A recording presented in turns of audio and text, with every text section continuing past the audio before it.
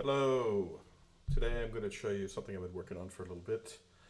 First of all, I'll take you a bit back. I've been working with these units. This is an Adafruit RP2040 Feather. It's got a USB host, which means in addition to its USB port that connects to computer, it has a USB port that you can use with code and basically let it act both as a client where it connects to the computer and as a host where other things connect to it. So I've been experimenting with this, and I'll make a video on it once I figure a few more things out, but I wanted to show you one of the projects I've been working on, and the case is just one that you can get usually with it. I think it's injection molded. Anyway, so you can see I've got it hooked up to a Korg Nanopad, which is a drum pad. They have a tool that you can use to configure it with whatever nodes and controls you want, and what I've done is hooked it up to another of these Adafruit units in the case with some software that I wrote to make it act more like a guitar. And this is the third, fourth, however many guitar-like instrument that I've made. But this one was kind of inspired by one that I did about 6 years ago where I used the pad on this as a kind of strum. And I realized that I could do all of that with just a microcontroller and this PIO code that lets you use a second USB port. So you can see the Nanopad here. The XY pad by default, mod wheel is up and down, pitch bend is left and right. I have reconfigured this, and there's details in the repository. Speaking of which, the code of this is available, and I will link in the description. So I'm going to turn this around. Why? Because I am right-handed, and this is the strum. So you can see I've put some labels on here because the tuning is not it's not linear. It's not one half step to the next. It's arranged as a kind of circle of fifths as an octave, and then these pads are disabled because you only have 12 notes in the circle. So what I've done is make it so that the pads that send notes and these they control what key you're playing in and what chord you're playing, and then the strum takes place when you activate the mod wheel. So you don't actually produce any sound when you hit a note. You're just configuring what sound you want to produce, and then to produce the sound, you drag your thumb across the pad. Here we go. So a few things. First of all, you can kind of hear the fade out. I have polyphonic aftertouch fading the sound after about 5 to 7 seconds so that it doesn't keep ringing out forever.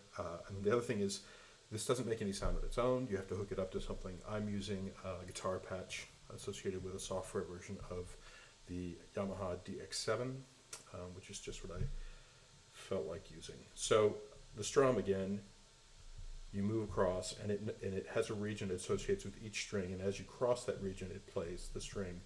So it knows that there's 6 strings in a chord, and it plays the note that each string should play when you go across it. And you can hear that I can do it slowly.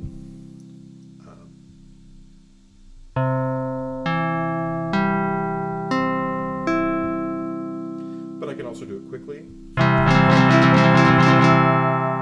And I can do real strum patterns like.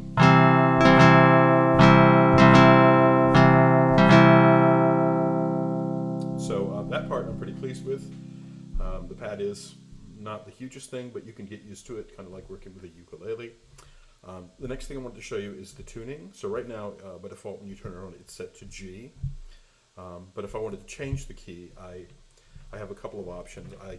But I basically double tap the key I want to be in.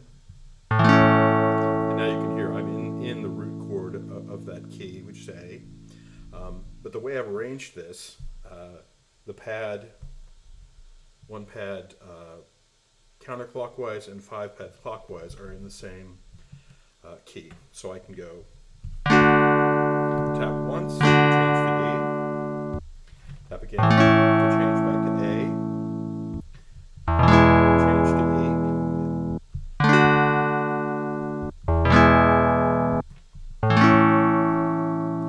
So once I get used to the idea that it's all relative to where I am, and that I can change between the first, the fourth, and the root, and all these other things back and forth, I can make kind of patterns to play various songs So I need to add a few things like the ability to switch between major chords and seventh chords. I'm still working on that. But you can already switch between major chords and minor chords. So I just showed you, let's just say I wanted to switch to G, which is the default. If I double tap that again, it might not be working. It's supposed to switch to a minor chord. There we go.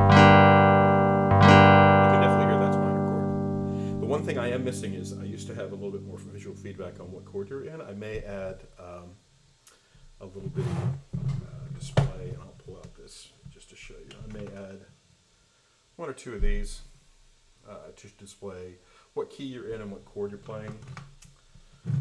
But otherwise, I don't miss the UI so much. Mainly what you have is right in front of you with a few labels.